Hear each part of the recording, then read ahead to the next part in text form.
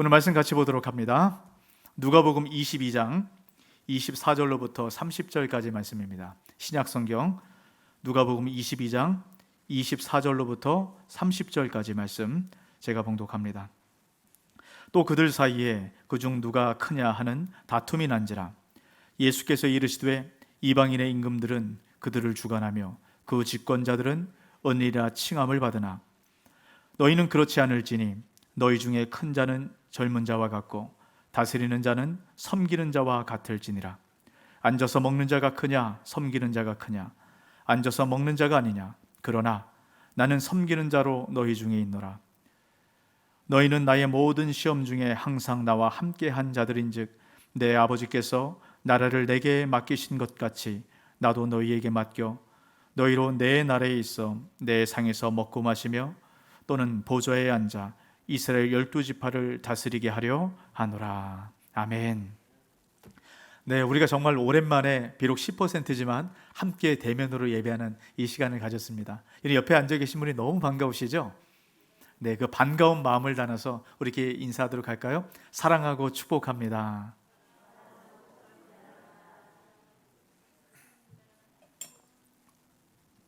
네, 우리가 이렇게 함께 교제하지 못하는 이 시간을 보내다 보니까 함께 교제하는 것이 얼마나 큰 축복인가 우리가 알게 되는 것 같습니다. 여러분, 이 시간뿐만 아니라 여러분 더 많이 교제하시고 또 함께 마음을 나누시는 그런 시간을 보냈으면 좋겠습니다. 여러분, 투자의 귀재라고 불리는 워렌 버핏 아마 여러분 잘 아실 거라고 생각이 돼요. 한때는 세계 두 번째로 부자였던 그런 사람입니다. 지금도 이제 10손가락 안에 들어가는 사람이에요. 이분이 2000년부터 시작해서 매년 이분과 점심 식사를 먹는 식사 경매권이 나왔습니다. 이 경매권이 얼마나 비싼지요? 수십억 원 하는 거예요. 2019년에는 50억 원이 넘는 돈으로 그렇게 경매가 됐다라고 얘기합니다. 이게 엄청난 돈을 들여서 왜 사람들이 이렇게 이분과 만나 식사를 할까? 근데 만났던 모든 사람이 한 사람도 예외 없이 돈이 아깝지 않았다라는 겁니다. 여러분, 왜 그럴까요? 아마 3시간 동안의 점심시간이니까요. 이 식사 시간을 통해서 투자의 정보나 어떤 그런 유익을 얻을 수도 있겠죠. 근데 그것보다는 식사하는 그 자체가 굉장히 큰 유익이 되고 기쁨이 됐다라는 겁니다. 아마 많은 홍보 효과와 또 이 식사를 통해서 많은 사람들이 주목하기 때문이 아닐까 싶습니다. 우리가 누군가와 식사를 한다. 이것이 어떤 의미일까요? 친하다는 거예요. 친밀하다는 겁니다. 여러분, 혹시 누군가 얘기할 때 야, 나는 이런 사람과 밥 먹어. 어떤 사람과 밥 먹는다는 표현을 씁니까? 아주 친한 사람과 밥 먹는다는 그런 표현을 쓰게 되죠. 여러분, 지금까지 식사를 하신 분들 가운데 여러분 기억에 남는 그 식사 자리, 이런 어떤 분과의 식사 자리가 가장 기억에 남으십니까? 한번 생각해 보시기 바라요. 그리고 혹시나 여러분이 앞으로 누구와도 식사할 수 있다라고 한다면 여러분 누구와 식사하고 싶으세요? 이럴 때 저는 목사님과 식사하고 싶습니다. 이러면 참 은혜가 될 텐데. 네, 저는 저와 식사하려면 제가 돈을 드리고 제가 밥을 사드리면서 제가 식사를 해야 될 것 같아요. 여러분, 보통 어떤 사람들을 떠올립니까? 보통 뭔가 좀 특별한 사람, 나와 다른 사람, 이런 사람과 식사를 하고 싶어요. 여러분, 이것을 잘 보여주는 이런 책 제목이 한 가지가 있는데요. 베스트셀러였습니다. 부자가 되고 싶으면 부자에게 점심 식사를 사라. 여러분, 이것이 어떤 의미일까요? 여러분, 부자들이 어떻게 그런 부자가 되었는가? 점심 식사를 통해서 친해짐을 통해서 가까워지라는 겁니다. 또 식사를 하다 보면 그 사람 정도의 수준으로 올라가는 것, 여러분 그 의미를 담고 있는 것이에요. 여러분, 이것이 세상에서 말하는 식사 관행입니다. 여러분, 이것이 고대 시대에는 더 그랬습니다. 고대 시대는 신분제도였잖아요. 그래서 함께 식사를 할 사람과 식사를 하지 말아야 될 사람들 구별을 해가지고 이것을 구별한 지혜서들이 굉장히 많았다라고 얘기합니다. 그래서 유대인의 현자라고 불리는 벤 시라라는 랍비가 있었어요. 이 랍비가 아주 격언과 같은 한마디 얘기를 했는데요. 아무나 집에 초대하지 마라. 외인들을 집으로 영접하면 그들이 문제를 일으켜 너는 내 가족에게 외인이 될 것이다. 이런 어떤 얘기입니까? 함부로 사람들을 초대했다가는 집에서 쫓겨난다는 거예요. 그래서 함부로 사람을 초대하지 마라라는 겁니다. 나의 수준에 맞는 사람, 내 격에 맞는 사람, 나에게 도움이 되는 사람, 이런 사람들만 초대해서 함께하라는 겁니다. 이런 무분별하게 초대하는 것은 어리석다라는 거예요. 이것이 고대로부터 지금까지 계속 이어지는 식사 관행입니다. 근데 여러분, 이것을 역행하시는 한 분이 계세요. 이런 그분이 누굴까요? 예수님이십니다.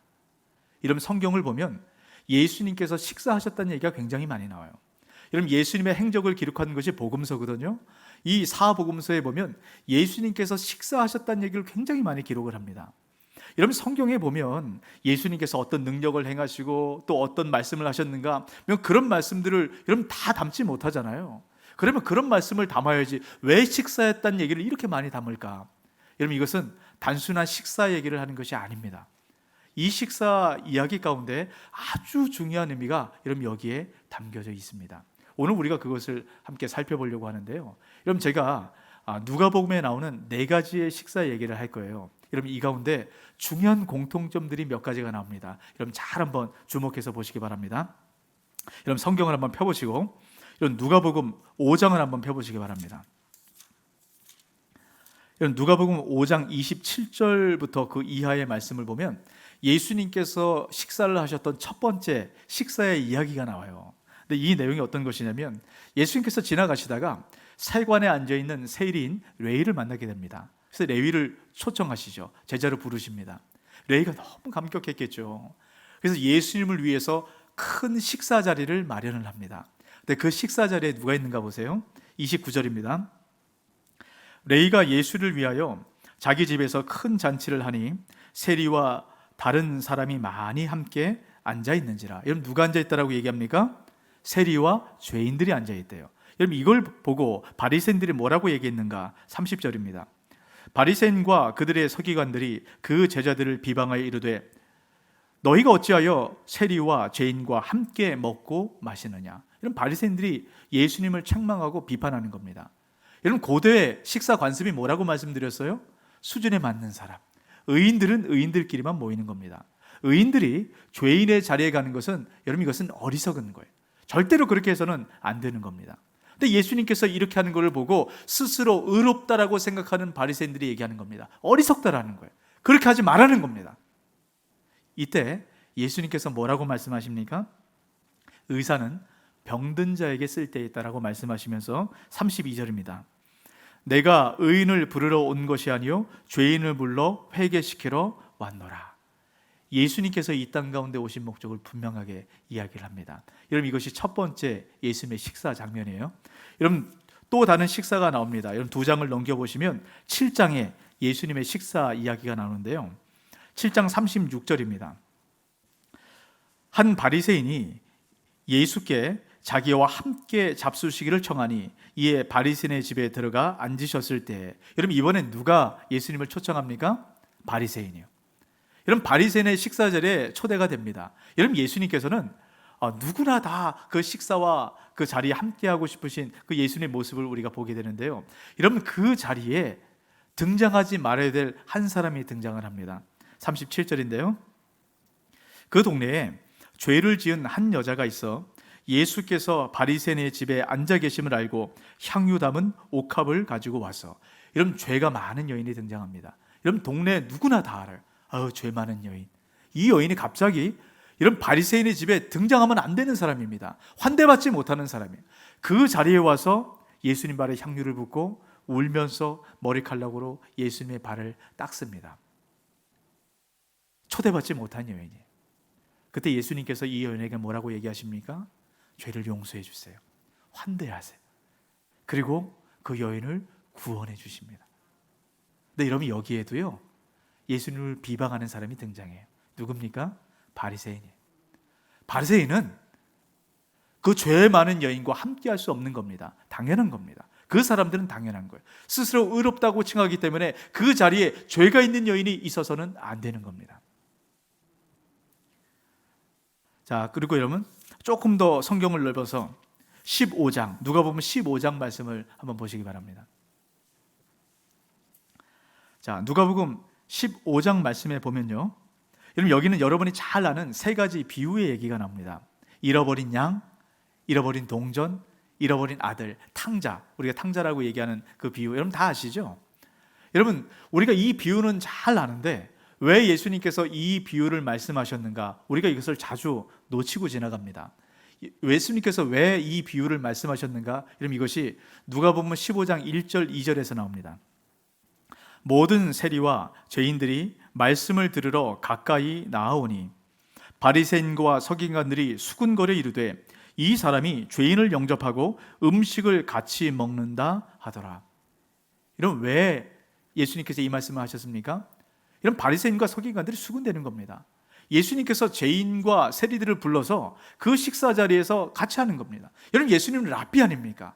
사람들이 선생님으로 인정하는 사람이에요. 의롭다라고 얘기합니다. 의로운 사람들, 선생님들은 죄인들과 함께 식사 자리에 있어서는 안 돼요.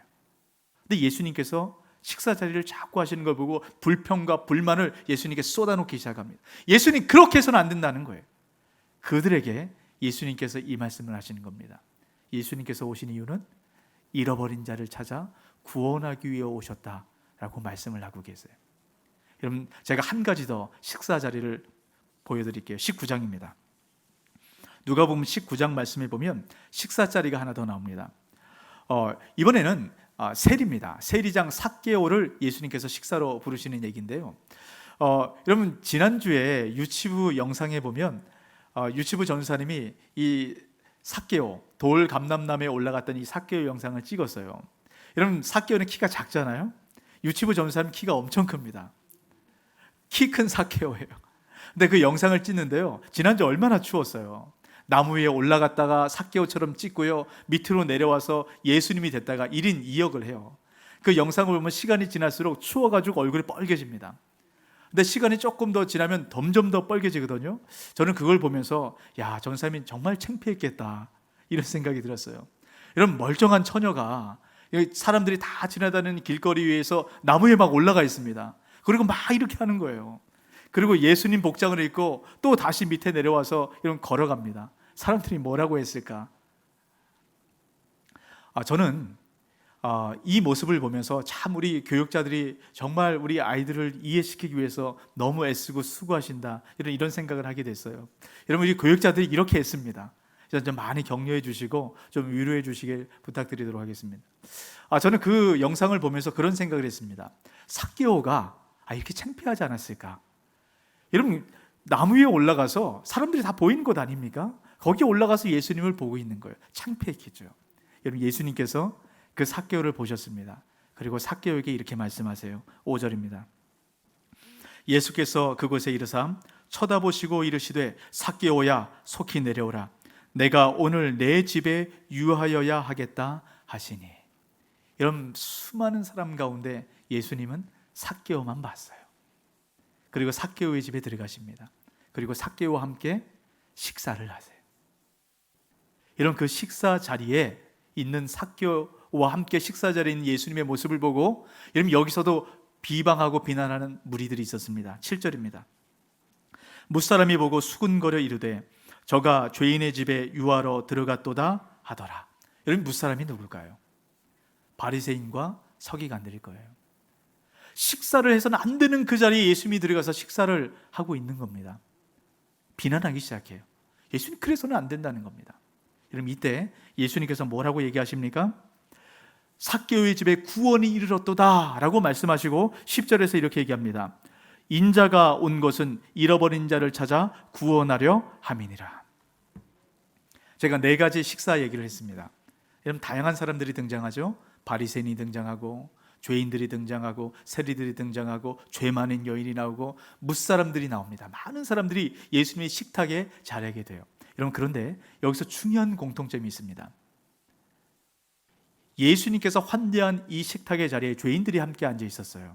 여러분, 이때 이 죄인들과 함께 식탁에 앉을 수 없다고 예수님의 식탁을 거절한 사람들이 있습니다. 스스로 의롭다 여긴 사람들이. 왜 거절했습니까? 우리의 격에 안 맞다라는 겁니다. 나같이 의로운 사람들은, 나같이 높은 사람들은 이 격이 낮은 사람들과 죄인들과 함께 앉을 수 없다라는 거예요. 그래서 예수님의 식탁을 거절했어요. 여러분, 예수님의 식탁을 거절했다는 것이 어떤 의미인지 여러분 조금 이따 제가 말씀을 드리겠습니다. 또 한 부류의 사람들이 등장합니다. 아무에게도 환대받지 못하는 사람이에요. 죄인들이죠. 여인들입니다. 이 사람들은 예수님의 식탁에 초대를 받아요. 그리고 예수님의 식탁에 초대를 받아서 이 환대를 받아서 여러분 구원의 은혜를 경험하게 됩니다. 여러분 예수님께서 수많은 사람들을 식탁의 자리로 초대하셨어요. 여러분 이 식탁의 자리가 여러분 어떤 곳인지 여러분 발견하셨습니까? 이 식탁의 자리는 구원이 베풀어지는 것이에요. 여러분 예수님께서 식탁의 자리를 통해서 구원을 베푸셨는데 이 식탁을 거절한 사람들이 있고 이 식탁에 참여한 사람들이 있습니다. 여러분 예수님께서 왜 이 식탁을 구원의 자리로 만드셨을까? 왜 다른 곳이 아니라 왜 이 식탁에 회당도 아닙니다. 성전도 아닙니다. 왜 식탁의 자리를 통해서 사람들을 구원의 자리로 초대하고 환대했을까? 여기 아주 중요한 의미가 담겨져 있습니다. 여러분 이사야 25장 6절에서 9절 말씀인데요. 만군의 여호와께서 이 산에서 만민을 위하여 기름진 것과 오래 저장하였던 포도주로 연회를 베푸시리니 곧 골수가 가득한 기름진 것과 오래 저장하였던 맑은 포도주로 하실 것이며 또 이 산에서 모든 민족의 얼굴을 가린 가리개와 열방 위에 덮인 덮개를 제하시며 사망을 영원히 멸하실 것이라. 주 여호와께서 모든 얼굴에서 눈물을 씻기시며 자기 백성의 수치를 온 천하에서 제하시리라. 여호와께서 이같이 말씀하셨느니라. 그날에 말하기를 이는 우리의 하나님이시라. 우리가 그를 기다렸으니 그가 우리를 구원하시리로다. 이는 여호와시라. 우리가 그를 기다렸으니 우리는 그의 구원을 기뻐하며 즐거워하리라 할 것이며. 이 말씀은 이사야 선지자를 통해서 주님께서 하나님의 백성들, 하나님의 자녀를 구원하실 때 여러분 어떤 모습이 나타나는가 이 이사야 선지자를 통해서 예언하게 하십니다. 여러분 마지막 날에 주님께서 구원하실 때 여러분 어떤 모습으로 그 백성을 구원하신다라고 말씀합니까? 식탁의 자리를 통해서요. 여러분 하나님의 백성들을 이 땅 가운데 고통받고 눈물이 멈추지 않는 자들, 소외받는 자들, 그 자리를 하나님의 식탁의 자리로 부르신다는 겁니다. 그 식탁에 와서 이 세상에 그 어떤 것도 비교할 수 없는 그 만족과 기쁨과 그 평안함을 누릴 수 있도록 하나님께서 그 식탁의 자리를 부르신다는 거예요. 여러분 이것을 예수 그리스도를 통해서 성취하신 겁니다. 여러분 그래서 예수님께서 식탁의 자리를 통해서 많은 사람들을 여러분 부르고 있는 겁니다. 여러분 우리 역시 그렇지 않습니까? 우리 역시 예수 그리스도의 식탁의 자리에 부름받았기 때문에 여러분 우리 구원받은 자예요. 여러분 복음이 무엇인지 아세요? 여러분 복음이 무엇인지 잘 기억하셔야 됩니다. 복음이라는 것은 하나님의 가족이 될 수 없는 자들이 입양을 받아서 하나님의 가족이 되는 겁니다. 그래서 하나님 집안의 가족 구성원이 되는 것, 여러분 이것이 바로 복음이에요. 여러분 이것을 다른 말로 표현하면 우리가 구원받았다는 것은 하나님의 식탁에 참여하게 됐다는 겁니다. 여러분 하나님의 식탁이 어떤 곳입니까? 여러분 이 세상의 어떤 것과 비교할 수 없는 기쁨과 만족과 즐거움이 있는 곳이에요. 여러분 그곳에 참여하면요 우리가 힘들고 어렵고 이 땅에 아무리 어려운 일이 있다 할지라도 여러분 그 모든 것이 아무것도 아닌 것이 되는 것이 바로 하나님의 식탁입니다. 여러분 이 식탁에 참여하시길 주 이름으로 축복합니다. 주님께서 오늘 그 식탁을 우리에게 배설하셨어요.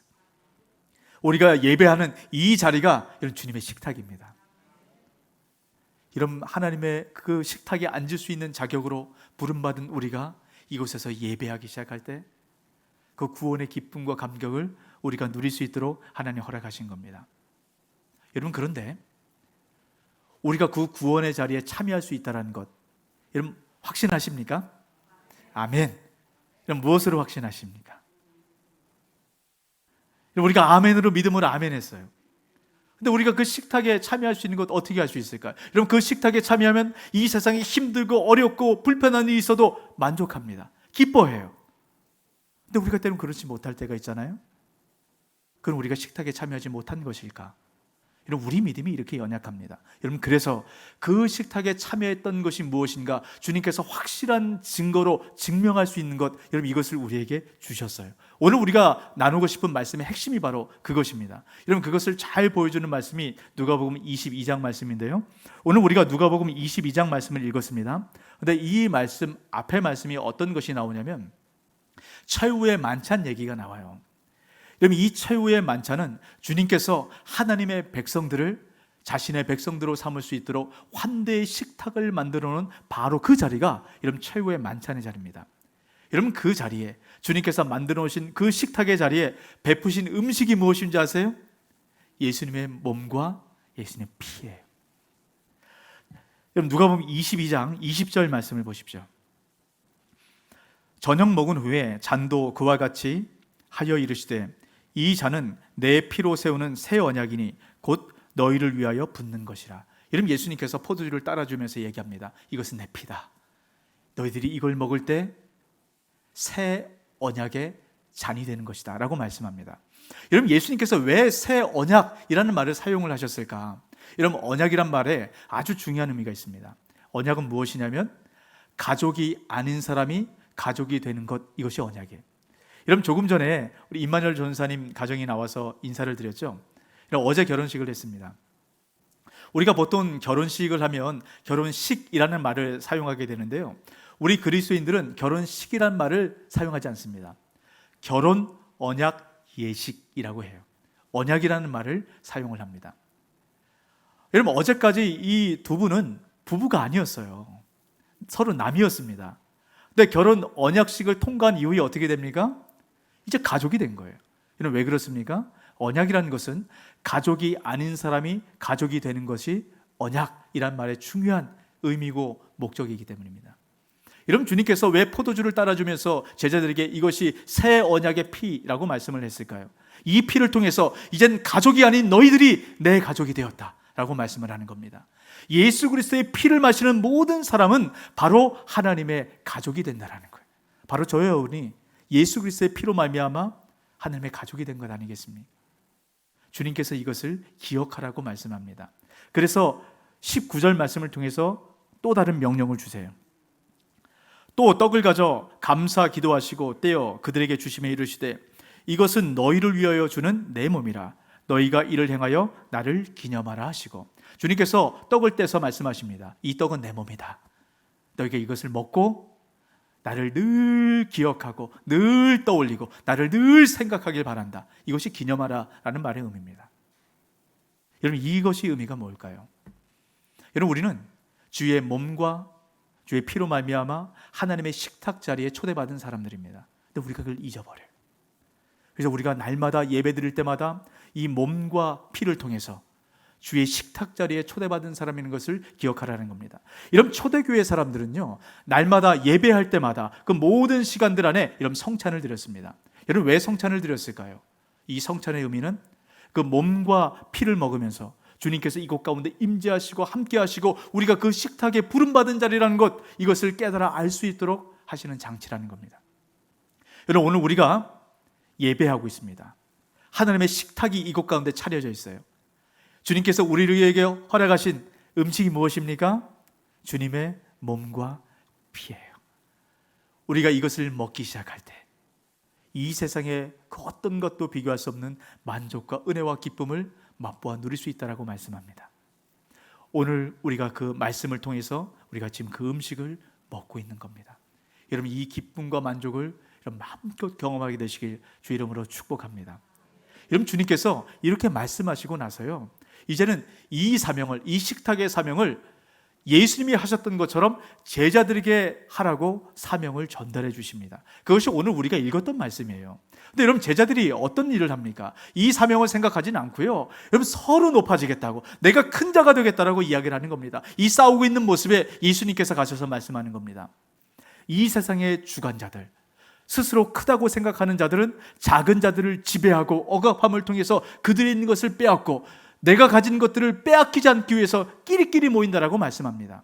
여러분, 이것이 죄인의 특징이라는 거예요. 크게 되길 원하는 자들, 큰 자가 되길 원하는 자들, 여러분, 그 자리를 빼앗기지 않으려고 한다는 겁니다. 어떻게든 그것을 지키고 그것을 누리기 위해서 견고한 성을 쌓게 됩니다. 여러분, 이 성은 하나님이 오셔도 빼앗들이 못하도록 견고하게 쌓는 성입니다. 여러분, 이 성을 죄의 성이라고 얘기해요. 여러분, 이것을 보여주는 말씀이 있습니다. 창세기 11장 4절입니다. 또 말하되 자, 성읍과 탑을 건설하여 그 탑 꼭대기를 하늘에 닿게 하여 우리 이름을 내고 온 지면에 흩어짐을 면하자 하였더니. 이런 바벨탑은 어떤 곳입니까? 나의 높음을 자랑하는 곳이, 하늘 끝까지 나의 높음을 자랑합니다. 하나님도 이 탑에 들어오지 못하도록 견고하게 쌓습니다. 여러분, 이 탑은 이름을 낼 만한 자들이 모여 있는 곳이에요. 그렇지 못한 사람은 이 탑에 들어올 수 없습니다. 아주 견고한 죄의 성이, 이 죄의 성을 주님께서 가만히 두시지 않습니다. 깨트려 버리세요. 흩어버리십니다. 하나님의 심판이 임하는 것이. 여러분, 그런데 예수님께서는 어떻게 행하십니까? 스스로 낮추세요. 그런 누구나 돈 없이, 값 없이 그 식탁의 자리에 들어올 수 있도록 이런 환대를 베푸십니다. 그 예수님의 환대로 말미암아 예수님의 제자들이 세워진 것이에요. 예수님의 환대로 말미암아 모든 그리스도인들이 이런 만들어진 것입니다. 바로 저와 여러분이 그 예수님의 환대를 통해서 이런 구원받은 그 자리에 임한 자들이, 그 예수님의 제자들이, 그리스도인들이 어떤 일을 해야 되는가 오늘 말씀을 통해서 얘기합니다. 여러분, 29절입니다. 내 아버지께서 내 나라를 내게 맡기신 것 같이 나도 너희에게 맡겨라고 얘기합니다. 여러분, 예수님께서 제자들에게 말씀하는 거예요. 하나님께서 나에게 이 나라를 맡긴 것, 그런 것 같이 내가 너에게 이 나라를 맡기겠다라고 말씀합니다. 여러분, 예수님께서 어떻게 하나님 나라를 만드십니까? 식탁의 자리를 통해서요. 많은 사람을 식탁의 자리로 부름을 통해서 하나님 나라를 만들어가고 계십니다. 여러분, 예수님의 제자들도 마찬가지예요. 식탁의 자리를 통해서 환대의 자리를 만들어서 많은 사람들이 그 자리에 들어올 수 있도록 하라는 겁니다. 여러분, 그것이 30절 말씀이에요.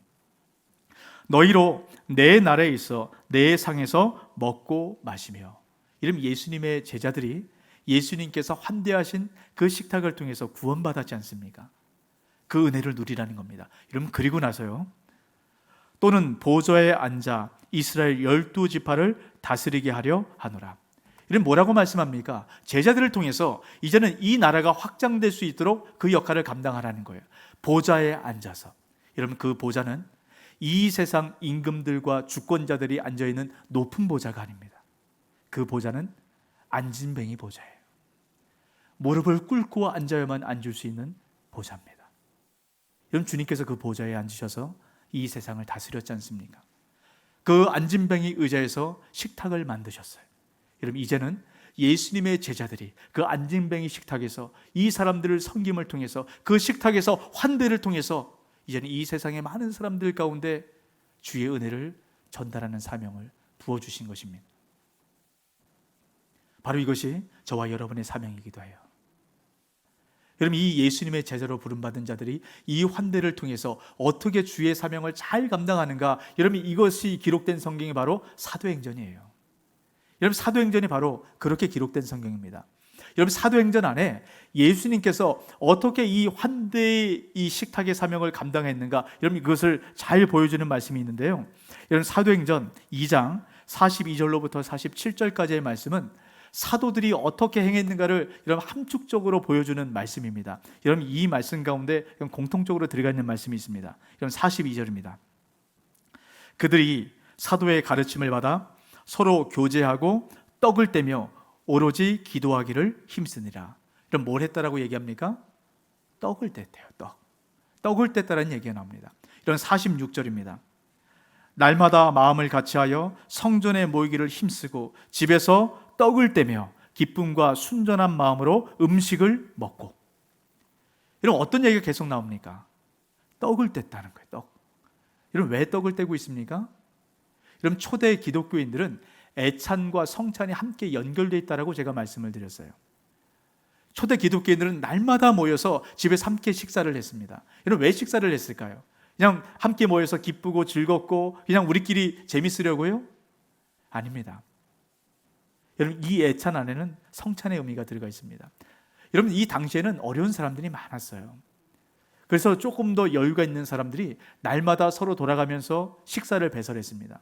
그러면 힘들고 어렵고 가난한 사람들이 그 자리에 와서 음식을 먹는 거예요. 이런 그런 의미로 애찬이 벌어진 겁니다. 베풀고 나눠주는 환대의 자리가 바로 그 자리예요. 여러분, 초대교회 안에 왜 놀란 부흥의 역사가 나타나는 줄 아십니까? 그 환대의 자리 가운데 힘들고 어려운 자들이 와서 그 예수님의 식탁을 경험하게 되는 거예요. 야, 예수님의 식탁을 경험하니까 이 세상에 힘들고 이 세상에 어렵고 이 세상에 낮은 것이 아무것도 아니구나 라는 걸 깨달아 알게 되는 겁니다. 그리고 이 세상에 당당해지는 것이, 그리고 이 세상 앞에 그 어떤 것도 침몰하지 못하는 그 당당한 그리스도인의 군사로 세워지게 되는 것입니다. 여러분은 어떻습니까? 여러분 무엇 때문에 이 세상에 근심하고 걱정하고 염려합니까? 여러분 혹시 이 세상에 살아갈 때 여러분 당당하고 자신감 있게 살아가십니까?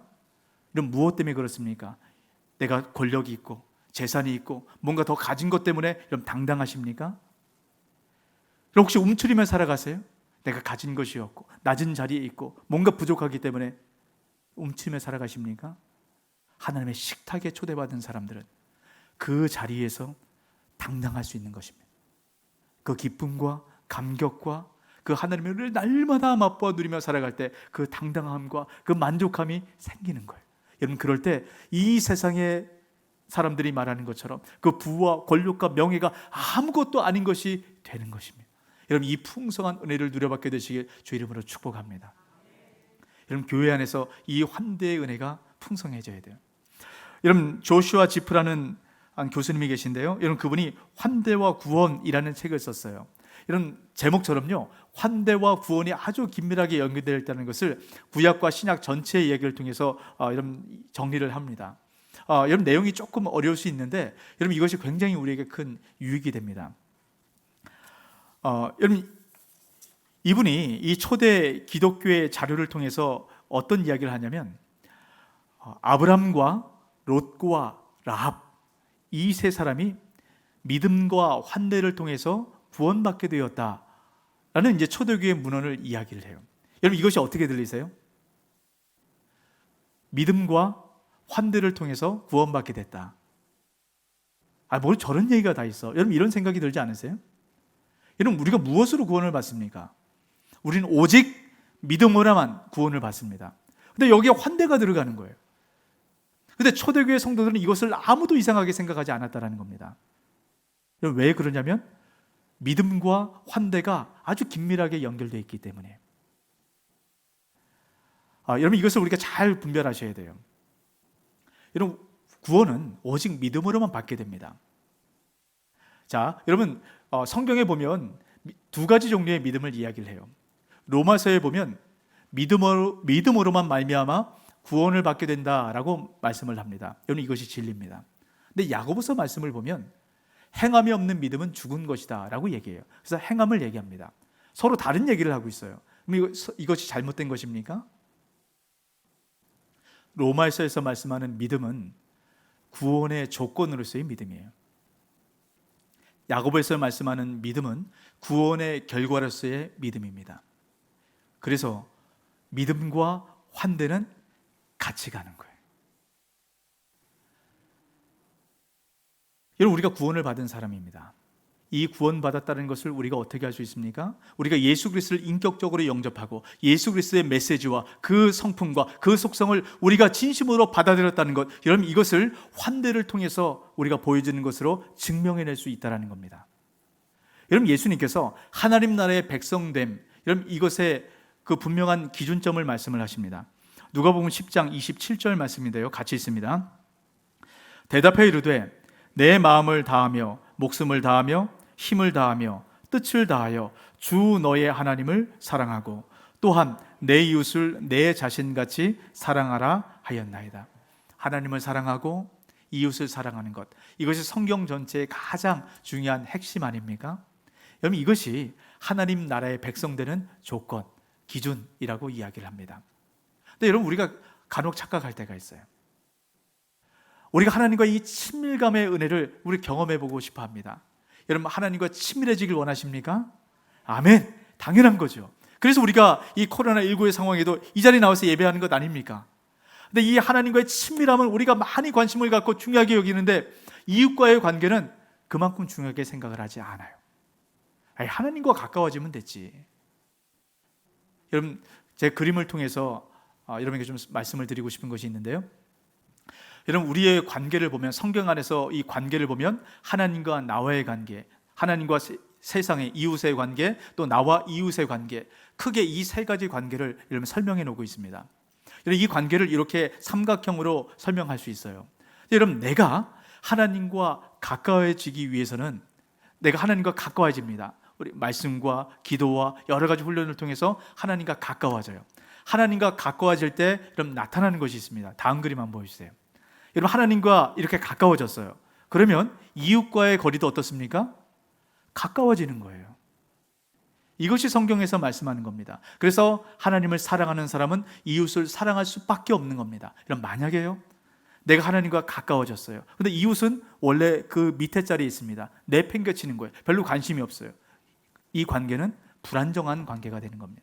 여러분, 또 반대로요, 이웃은 열심히 섬기고 이웃은 가까이 하려고 합니다. 근데 하나님과의 관계는 멀어져요. 그러면 역시 찌그러진 삼각형이 되는 겁니다. 그럼 불안정한 그런 신앙생활을 하게 되는 겁니다. 저는 우리 성도님들이 2021년 하나님과 친밀해졌으면 좋겠어요. 그 하나님의 식탁 자리에서 정말 이 세상의 어떤 것과 비교할 수 없고 누릴 수 없는 그 기쁨과 만족과 은혜를 경험했으면 좋겠습니다. 여러분, 그래서 2021년 주제가 바로 위드입니다. 함께, 하나님과 함께 친밀감의 은혜를 경험하라는 겁니다. 지난 3주 동안에 여러분 그 말씀을 드린 거예요. 예배와 교제와 훈련을 통해서 하나님과 친밀해지라는 겁니다. 근데 이 친밀함을 어떻게 경험할 수 있는가? 여러분, 오늘 이 환대, 이것이 바로 하나님과 함께하는 이 친밀감의 핵심이자 열매라는 거예요. 우리가 하나님과 가까워지는, 여러분, 예배가 무엇입니까? 하나님을 내 삶의 주인으로 모셔드리는 거죠. 하나님을 왕으로 섬기는 겁니다. 하나님 말씀대로 순종하고 따라가는 거예요. 여러분, 이것을 환대를 통해서 증명해내고 보여주는 겁니다. 환대하는 그 자리에 주님께서 우리와 함께 하시면 하나님의 임재를 경험할 수 있어요. 하나님의 임재는 우리가 예배하는 이 자리에서도 누릴 수 있지만, 여기서만 누리는 임재는 이런 반쪽짜리 임재입니다.